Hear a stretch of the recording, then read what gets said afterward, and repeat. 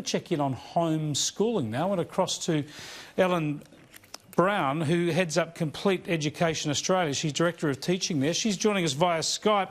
Good to talk to you, Ellen. You're at Picton on the southwest of Sydney. Your services, your expertise is in incredible demand now. I say this with a smile on my face because I know a lot of parents are having trouble coping with the whole homeschooling caper. Absolutely, yes. It can feel very daunting when people are starting something so new, but we just like to encourage parents and say you've been homeschooling since they were born. It's just a topic that's different now. Well, exactly. Parents ought to be involved in what's going on. I suppose it's more detail now, and it's and that's going to be a good thing overall. But parents are going to be there with their children and getting into the detail. Now, presumably, most schools who are sending out this information, and they're being very diligent about it now, they're giving pretty clear instructions to parents. Parents should be able to follow those, or what level of feedback do we expect? Is it going to be too much if parents are calling the schools or emailing the schools for additional advice or asking additional questions? Oh, look, I'm sure the schools will be working very hard to be able to cater for the children, and, you know, the teachers have just jumped to this challenge in such a quick amount of time. I mean, we've been very lucky because we've had years to develop our programs for children to work at home. But, you know, listen to your schools and I would say ask as many questions as you can and have some choice too. Like, there's a lot of different resources that you can get out there as well, so they can supplement what you get from school. So what's the hardest aspect of it? The actual curriculum should be straightforward. Is the hardest aspect just organisation and ensuring the discipline and focus on the job at hand? I think the big challenge for parents is to realise that homeschooling doesn't have to be school at home. So they certainly don't need to be sitting there between 9 o'clock and 3 o'clock in the afternoon.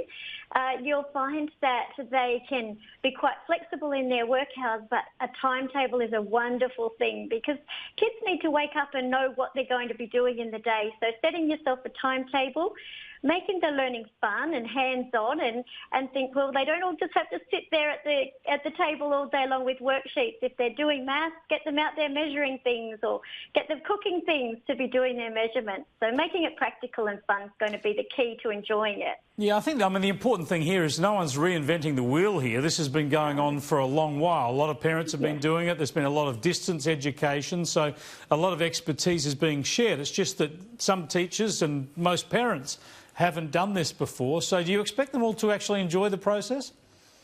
Oh, I think like everything, there'll be ups and downs with that.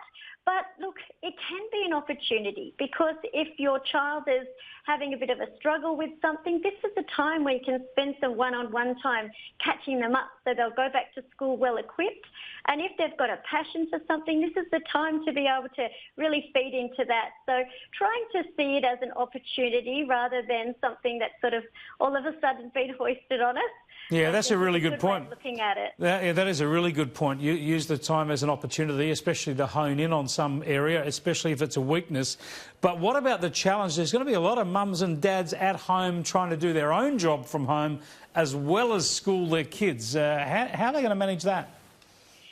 Well, I would think that setting a good timetable is a good plan, and just spending some time having a run-through in the morning about what's expected and what they need to do, even having a checklist for them so that they can mark off the things that they need to do as they do it. So communication's the key.